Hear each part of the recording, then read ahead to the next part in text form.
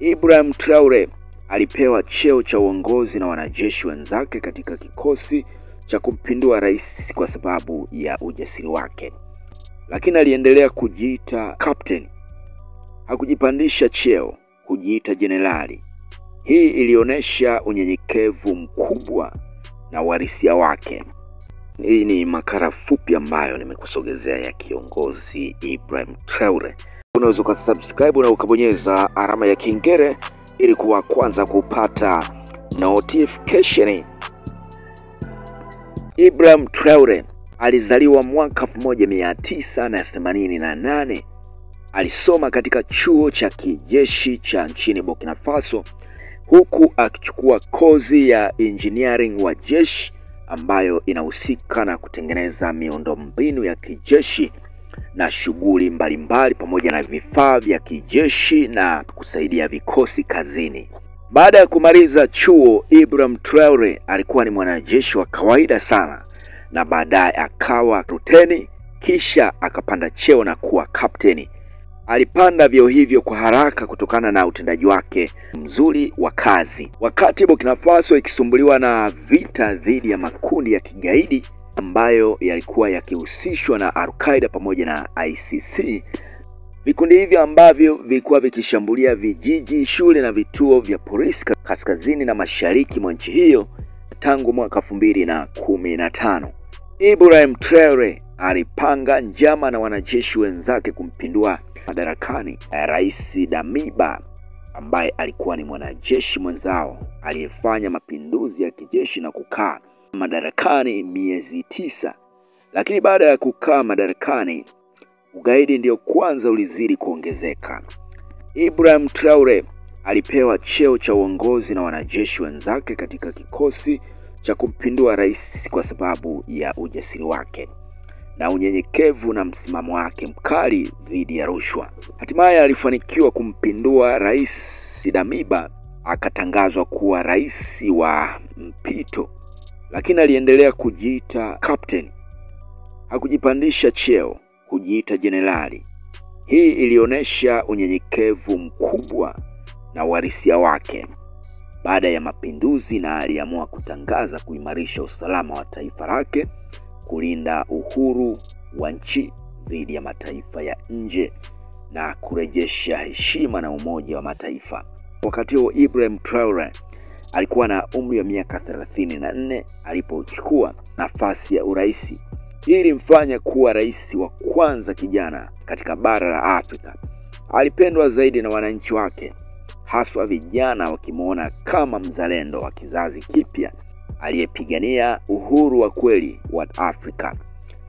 Aliamua kuwafukuza Ufaransa akiona kuwa ni wasaliti wakijidai kama wanasaidia kupambana na magaidi, kumbe wanafadhili magaidi ili wazidi kuchukua rasilimali kutoka Burkina Faso. Akaanza ushirikiano na Urusi ambako alimpa msaada wa kijeshi usiokuwa na masharti kama Ufaransa. Ibrahim Traore amefanikiwa kwa kiasi kikubwa kupunguza madhara ya vita dhidi ya magaidi baada ya kuunda jeshi la pamoja na nchi za Mali na Niger ili kupambana na ugaidi. Wakati tawala nyingi za kijeshi duniani zikisifika kwa ukatili dhidi ya raia na wapinzani, Captain Ibrahim Traore wa Burkina Faso anatajwa kuwa kama mtawala wa kijeshi mstaarabu zaidi kwa sasa duniani. Pamoja na kuwa anaitawala nchi hiyo kijeshi, amani imetajwa kutawala. Hakuna matukio ya utekaji wala mauaji ya wakosoaji wala ukandamizwaji wa wapinzani wenye mawazo tofauti. Ibrahim Traore amenusurika katika matukio kadhaa ya mapinduzi, ila haijawa sababu ya yeye kuendesha operation ya kuwa watu wanaodhaniwa kuwa kitisho kwake. Ukali wake ni kwa mafisadi na wezi wa fedha za umma tu.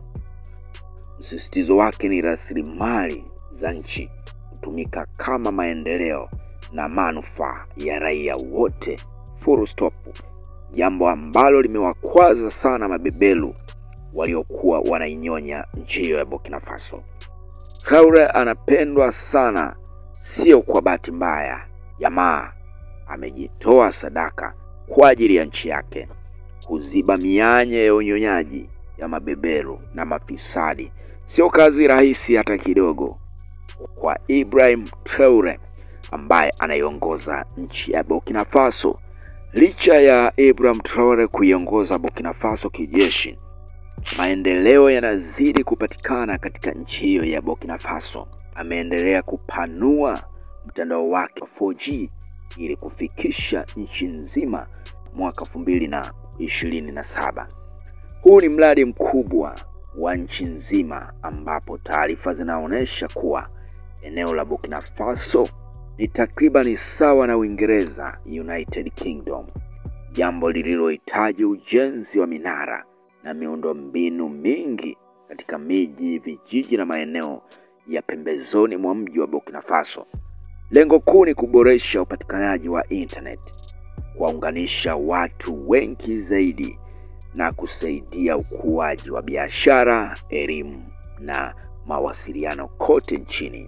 Huyo ndio Rais kijana Ibrahim Traore ambaye amekuwa kivutio kikubwa cha kupendwa na vijana wengi sana, hususan Gen Z wa kizazi hiki katika ukanda wa Afrika Mashariki na Kati na duniani kwa ujumla, kutokana na misimamo yake aliyoonyesha dhidi ya nchi yake ya Burkina Faso.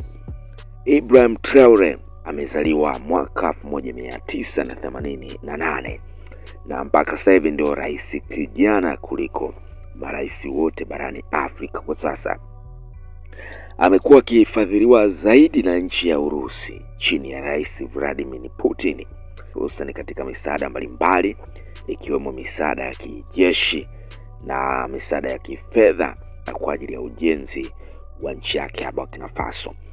Lakini pia Ibrahim Traore amefanikiwa kwa asilimia kubwa zaidi kuijenga nchi yake ya Burkina Faso, ikiwemo miundombinu mbalimbali ya usafiri, hususan mabasi ya kisasa ambayo aliyatoa mwezi wa 7, zaidi ya mabasi 100 yakitolewa na serikali kwa ajili ya kurahisisha usafiri hususan kwa abiria mbalimbali.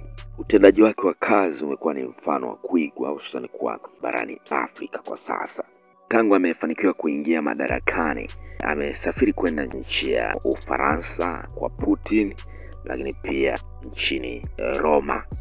Ni hayo tu ambayo imejiri kwa siku ya leo, nami sina la ziada. Nina sign out. Maoni yako ni muhimu hapo.